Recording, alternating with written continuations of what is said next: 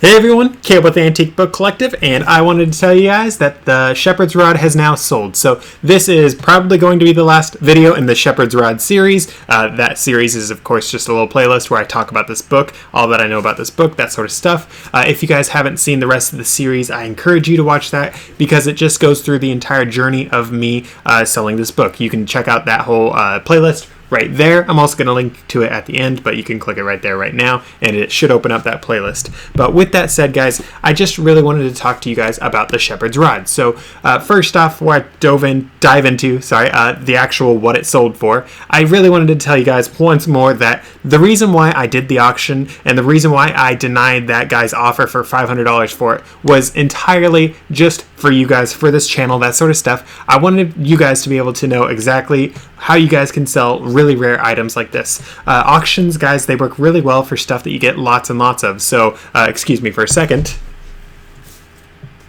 So I have Harry Potter right here. A whole bunch of first editions of it. Like, first editions of Harry Potter, yeah, guys, all day long you can do auctions of these and you should be able to make a pretty good profit on that because the Harry Potter books, guys, everyone knows about them. Everyone wants them. Everyone wants that first edition of them. You can get your hands on them pretty easily if you are buying on eBay. You can get your hands on them pretty easily if you're just poking around also. But if you guys are doing an auction, there's lots of other people auctioning them. There's lots of people looking for them. So it's an easy thing to auction. It's an easy thing to get top dollar on potentially. So another thing besides that is like silver bullion or gold bullion. People do auctions for these all the stinking time. This one is just a little Snoopy Merry Christmas one, but people do auctions for these all the stinking time. People love getting their hands on silver. Sometimes they can get it below spot, but generally you're not going to get it below spot, which is what like spot price is, which is what people say it's worth, but then you have premiums attached, all that sort of stuff. Generally, people end up paying a lot more for these coins than what their actual melt value is, but that is because a whole lot of different things. It's because a lot of these things are more rare, that sort of stuff, but there's a lot of people looking for silver coins as well. You have higher traffic, and because you have the higher traffic, you can get higher premiums for those sorts of things when you're doing the bidding for it, and at the end of the day, that's really nice for us sellers. So it works very well when there's a lot of people looking for things, but stuff like the Shepherd's Rod, how many people are going to be looking for this specific book the specific time that I have it listed? So for me, I ended up doing this one for 10 days just to really let it get out there, let it marinate, if you will, so that way more people could see it, because if I did a 3-day auction, no one's going to see this in 3 days if they're looking for it. 10 days, it did increase my chances, but at the end of the day, guys, people looking for this book, they're going to look for it like once a year, twice a year, something like that, because it's just so rare. So another illustration that I have for this, guys, I had a Charles Dickens set, and actually I still have a lot of that set, but I just was listing that book set, and I had it listed for a while. I had someone reach out, hey, I'd like to buy this one book. I have this story, da-da-da-da-da. Can I buy this one book from this set? And I'm like, absolutely stinking-lutely. And they're like, thanks, I've been checking for this book for years. And I'll probably do a video on that one in the future just because it's such a fun story, that one. But there's a lot of more rare books, rare sets, that sort of stuff that people will look for just like once a year, twice a year, something like that, or just for someone's birthday they'll look for it. So something like this, the Shepherd's Rod, no one's going to be looking for this most of the time. So auction is not really the best thing for a really rare book like this that not a lot of people are looking for. I just wanted to say all of that before I dove right on into things too much further. So with all that said though, guys, if you guys do have a rare book like this, buy it now is probably your best option. When I do buy it nows for really rare books like this, I have or best offer selected basically, and that way people can see, oh, this person's asking $1,000 for it.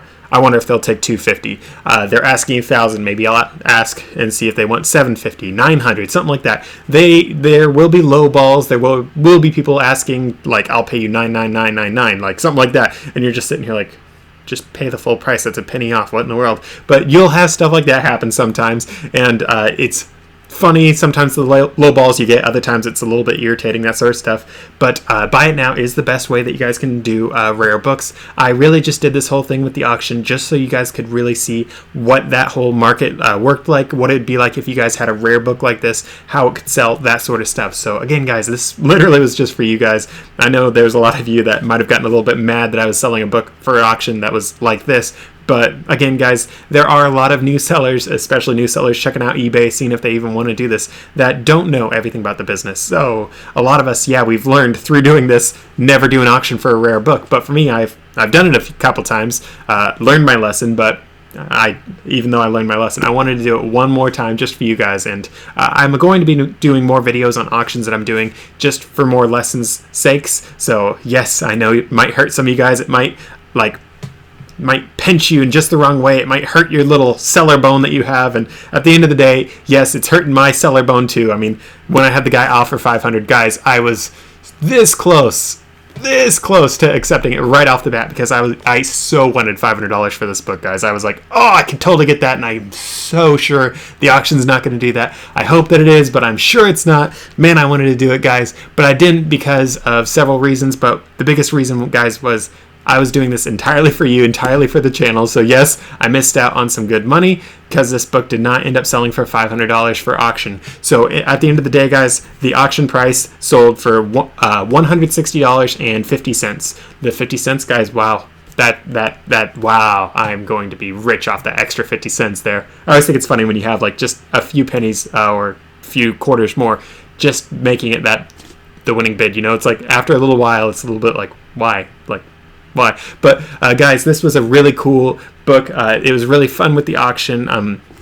I just wanted to read to you guys some of the stats about all of this. So first things first, in previous videos I said that I couldn't find any other comps on this book. I had one of you guys, one of my other subscribers, saying, hey, you need to check out this website. You need to check it out. You need to check it out. You need to check it out. And then eventually I was like, fine, I'll go check.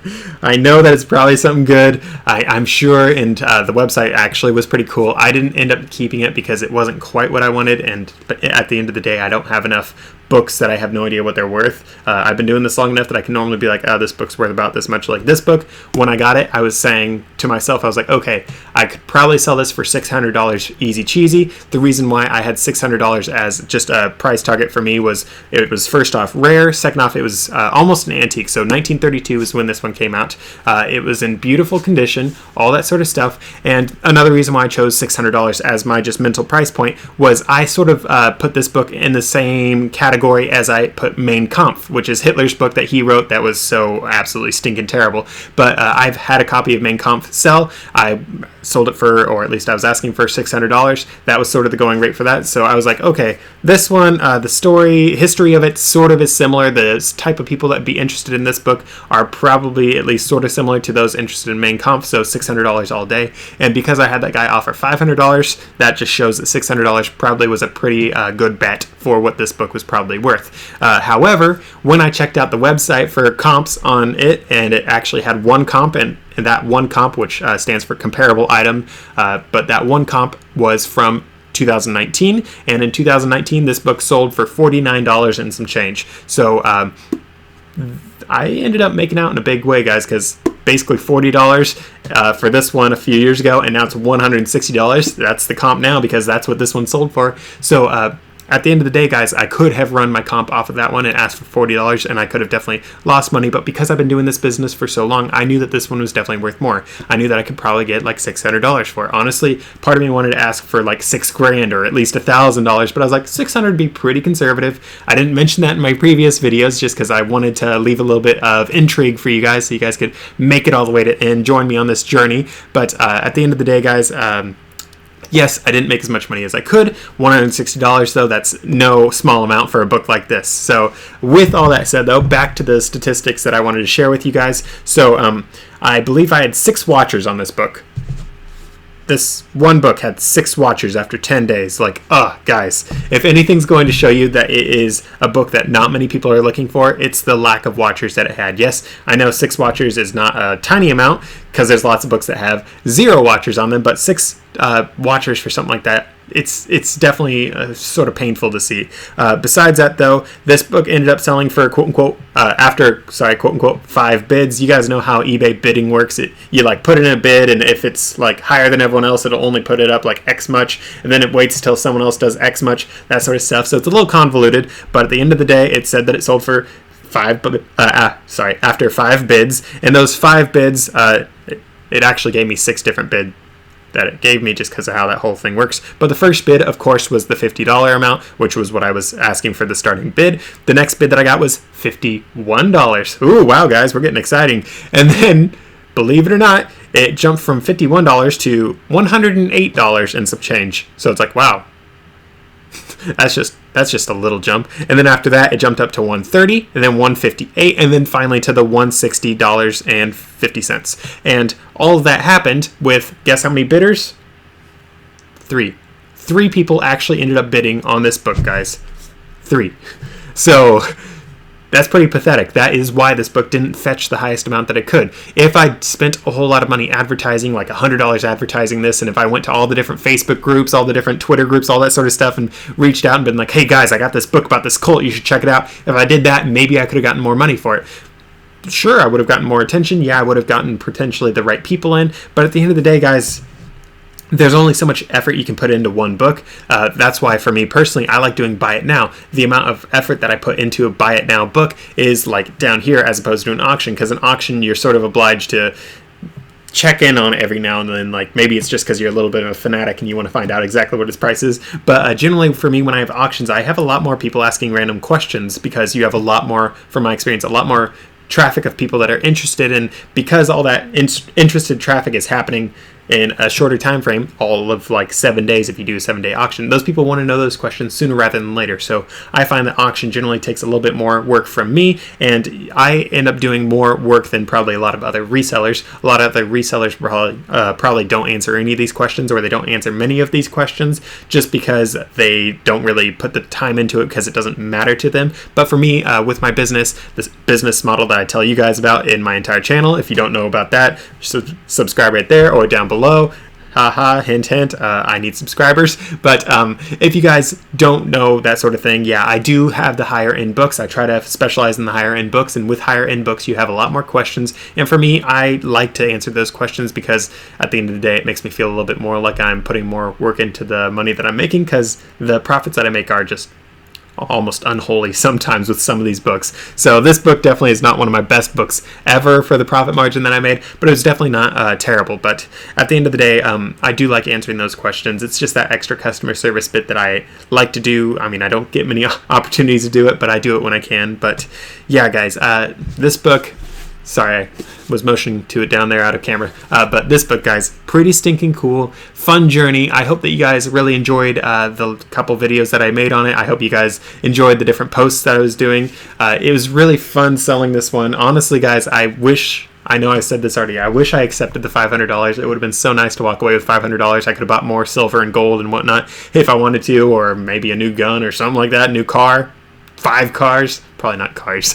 Actually, you could definitely get a car for $500. Wouldn't be a great car, but it'd run. But yeah, at the end of the day, guys, it would have been nice for me to get that extra little bit of cash. But again, I was doing this. I was taking one for the team, if you guys will. I was accepting a little bit of a loss on this book. I mean, yeah, I ended up still profiting, but I didn't profit what I could, so I'm calling that a loss.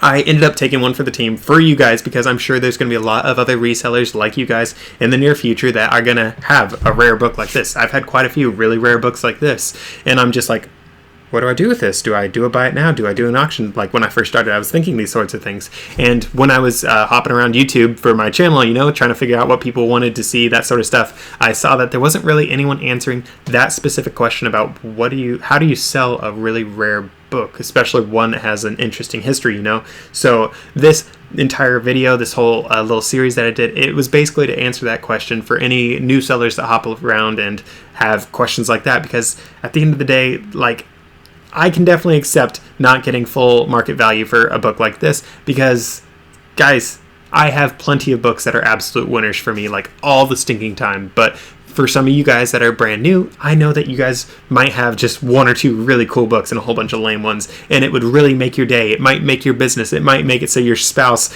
finally approves of your business or something like that, if you guys could have a couple books that are really big winners. So that's why I am doing this whole thing, is basically to help you guys along. And I know I'm sounding like I'm doing a sales pitch. I'm not doing a sales pitch. The only sales pitch is please subscribe, because everything I talk about, everything I know about my business, I'm sharing on this channel. Everything that I learn about it from here on out, I'm sharing on this channel, and that's all for free, just because I really enjoy this business. Guys, I say this in a lot of my other videos.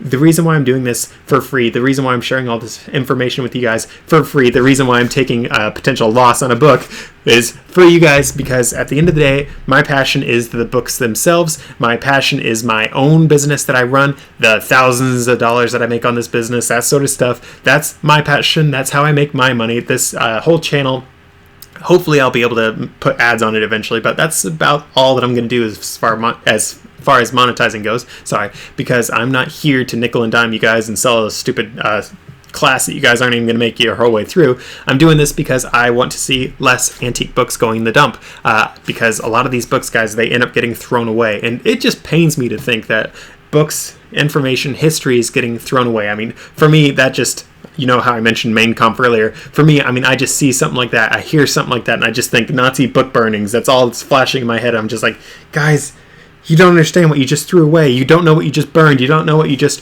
recycled. I do recycled in quotation marks because a lot of antique books can't even be recycled. Really, really old paper, it just degrades to the point that you can't recycle it, which is even more of a bummer. So it just gets literally thrown away or burned or however else they do it. There's a lot of places that burn books still, not because of book burnings, but because some places they actually burn all their garbage. There's a lot of reasons for that. Not all of that is actually bad for the environment as well. There's stuff called like gas fires, which are pretty cool. I recommend looking into those.